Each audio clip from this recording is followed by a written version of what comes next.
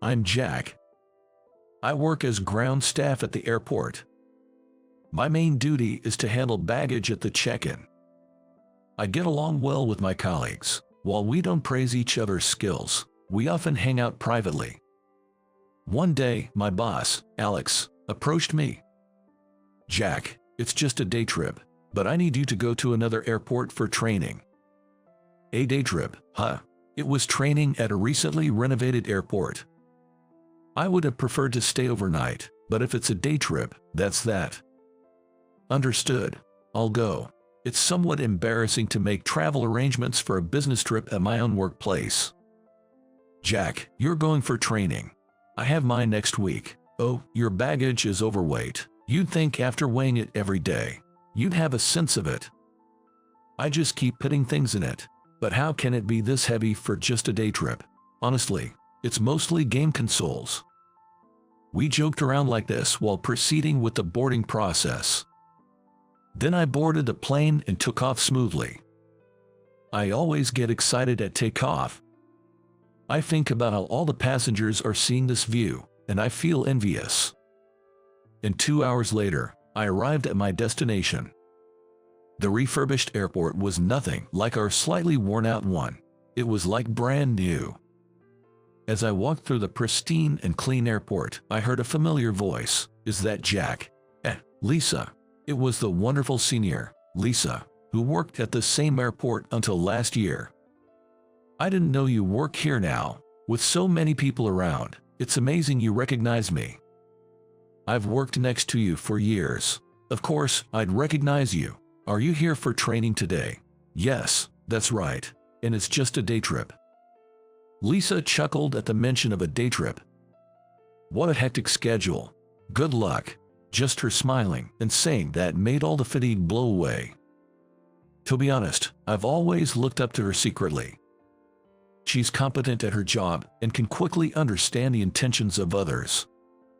That's why she's fast at work, keeps customers waiting time short, and never has lines at her counter. I think that's truly amazing, something I can't do. I was sad when she transferred to this airport. Of course, we had a farewell party, and I nearly cried until the end. By the way, I'm moving back to your airport next year. Really? That's great. Yeah, this place is too pristine for my liking. It's good to be back. I'm really happy that you're coming back. I'm looking forward to working with you again too. With that, we both laughed. A few hours later, the training finally began. This is the newly opened restaurant. The training was almost like a tour, observing and learning about the modern airport. Wow, the latest translator device, isn't it? Yes, but honestly, nothing beats human interaction. You know how the nuance of words can change the impression. As ground staff, we're the face of the airport, and personally, I don't like that to be done by machines. I felt relieved hearing that. The foreign languages I've learned still seems quite valuable for genuine communication. Perhaps the takeover by machines is a little further down the road. And the training was over. It took about 2 hours in total. Just 2 hours, huh? Yes, I'm really sorry that's all after coming all this way. After such a conversation with the trainer, the training ended and I quickly headed for boarding procedures where I found Lisa working. What? You're leaving already? It would have been nice if you could stay longer. I could have taken a later flight, but they wanted me back as soon as possible. It's a bit hard to ask for a later return. Well, I could have refused the training, but it's all about gauging the boss's mood. I get it. Well, everyone's just trying to navigate things smoothly. While we chatted, a man rushed in frantically. Excuse me, can I catch the next flight that's leaving soon? Lisa handled the desperate man. I'm sorry, this flight is fully booked. There are seats available on the evening flight. Though Lisa explained calmly, the man raised his voice in panic. No, I need to get back as soon as possible. Something about this voice was familiar. When I took a closer look, it was a familiar face. Isn't that John? What, Jack? What are you doing here? The flustered man was my high school classmate, John. I'm here on a business trip. It's pretty chaotic. What's happening? My wife isn't feeling well, and she's pregnant. I need to get back to her as soon as possible. Since John still lives in the same area, I figured we might be heading to the same airport and confirmed it. The flight you want is the one I'm about to board. Please, I beg you, let me have your seat. I'll pay the difference. Without hesitation, I nodded. I'm here on business too, so I need to check with my boss, but I should have enough time. John looked nearly in tears. I immediately called Alex. So, can I change the flight? Yes. Yes. Thank you so much. After hanging up, I turned back to John. It seems I can take the evening flight back. I'll refund this ticket and purchase a new one with the available seat. Thank you. Lisa quickly processed everything. I'll never forget this favor. And then John's plane took off safely. As for me, since I now had time until the evening, I decided to have lunch with Lisa during the break. By the way, the guy earlier, John, his wife wouldn't happen to be Emily, would she? Yes, that's right. How do you know? Lisa began to speak happily upon hearing that. I had a classmate named Emily in college, and she got married. The customer earlier looked like her husband, whom I met once at their wedding. Hearing this, I was surprised at how our lives were interconnected in such unexpected ways. Then we should visit them together when their baby is born. That's a great idea. I'm looking forward to it. We had such a conversation, and then I safely returned home on the evening flight. I didn't receive any messages from John. I was concerned, but I decided not to contact him first. I didn't want to bother him during such a difficult time. A few months later, I received a call from John. Hello. Jack, thanks for last time. Things have been so busy. Time has flown by so quickly. That's okay. How are things on your end? All well. John's voice was subdued, and he hesitated before speaking further. What's up? My daughter was born. It's a girl. Wow, congratulations.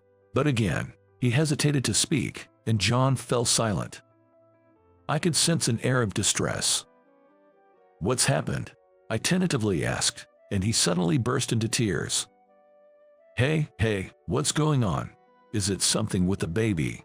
No, the baby is perfectly healthy, but Emily, my wife, has passed away. I was shocked by the unexpected news and gasped. What? You're kidding. Emily had a chronic illness. She's passed away. I didn't know what to say, and I could only listen to his sobs. After a while of silence, John began to speak slowly through his tears. Because you gave up your seat that day, I was able to get to the hospital quickly. Thank you so much. There's a viewing and funeral tomorrow and the day after. If you can make it, could you come? Emily would be happy to see you there. You were a good friend to her. Of course, I'll come. I still can't believe it. I remember Emily being so lively when I saw her last year, and now she's gone from this world. Yeah, I feel the same. I keep thinking she'll wake up, that she's still here. I can't leave her side. He said with a distant voice and then hung up. At that moment, grief washed over me and tears flowed. Though our acquaintance was brief, Emily was an important friend to me. And when I went to the funeral, there was John, looking completely drained, while Emily's portrait showed her beautiful smile. In front of it was what appeared to be their newborn daughter, held by an older woman. Jack, I was approached while watching them. Lisa. She had swollen eyes. Who would have thought it had come to this? I still can't believe it. Yes. Lisa nodded and, like me, looked toward John. I wonder if John will be all right. It's not the baby's fault. I hope she grows up well and strong. The funeral ended, and John was deeply saddened, but parenting waits for no one. The baby was apparently being held by John's mother, who seemed quite elderly herself and likely had her limits. If you need anything, I'm here to help. Honestly, I don't know much about babies, But since your place is just a train ride away, maybe there's something I can do, I offered. Thanks, Jack. That means a lot. I've been really anxious doing this alone. Then Lisa joined in the conversation. I'm Lisa, Emily's friend, the one you met at the airport previously. John remembered the encounter at the airport. I'm surprised you were Emily's friend. Please, let me know if there's anything I can help with. I'm sure there are things that only a woman can do. Just hearing that makes me feel relieved. I'm tearing up. Other high school friends also formed a support group for John. We set up a chat group so we could be ready to help whenever needed. It's really helpful to have someone to consult when the baby is growing and changing so rapidly. Thank you. And once a month, we all met for dinner. Initially, it was mainly to support John, but as 6 months passed, he became an independent dad, and the gatherings gradually transformed into a group for watching over baby Chloe's growth. Chloe has really grown. It's amazing how fast children grow. I'm surprised too. When Chloe turned 1, Lisa returned to our airport, and she was able to join the monthly meetings. For me, it meant that she was physically closer. Gradually, my admiration for her as a senior colleague turned into romantic affection. I wanted to be with her, someone so calm and graceful, forever. But I couldn't bring myself to express my feelings, fearing it would make things awkward. Years passed with my feelings hidden. Uncle Jack. Chloe, please, not uncle. How about Big Brother Jack? No, your uncle. At our monthly gatherings, Chloe, now 5, would show us how much she had grown. I'm going to marry a cool big brother, so Uncle Jack, you're out. Chloe had become quite the precocious little girl. Rejected without even trying. Everyone else laughed. But Uncle Jack hasn't Lisa. Huh, Lisa? What about her? John and Lisa started to panic at Chloe's words. Let's play house, Chloe. Jer, let's play with Daddy. But Chloe didn't stop there. Aunt Lisa loves Uncle Jack. She wants to marry him. I heard it. Shocked, I looked at Lisa, who was blushing intensely. Lisa, what does that mean? Lisa clenched her fists and started speaking. Yes, it's true, but I couldn't say it because I'm 10 years older and thought you wouldn't want someone old like me. What are you talking about? I like you too, Lisa. I was just too scared to say it, fearing things would get awkward. Amid the sudden confession, everyone around us applauded. Then it's settled. This is the start of a relationship.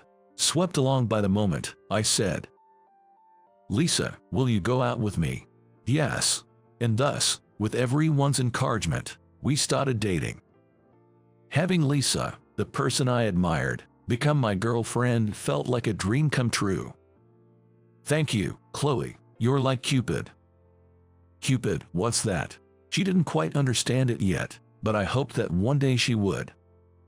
And then 3 years went by, and our relationship continued smoothly. Lisa, will you marry me? Jack, are you sure you want me? It's you I want, Lisa.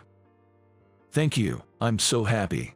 We decided to get married, and John, Chloe, and everyone from the group came to our wedding. By this time, Chloe was 8 years old and understood what marriage meant. Congratulations. Everyone's blessings made us very happy. It's all thanks to me that you two are getting married. You should be grateful.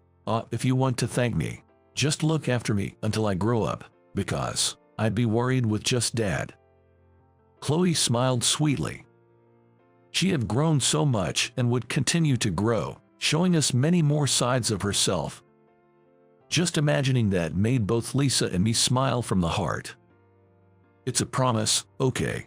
Chloe held out her little pinky for a pinky promise. Her smiling face was truly angelic.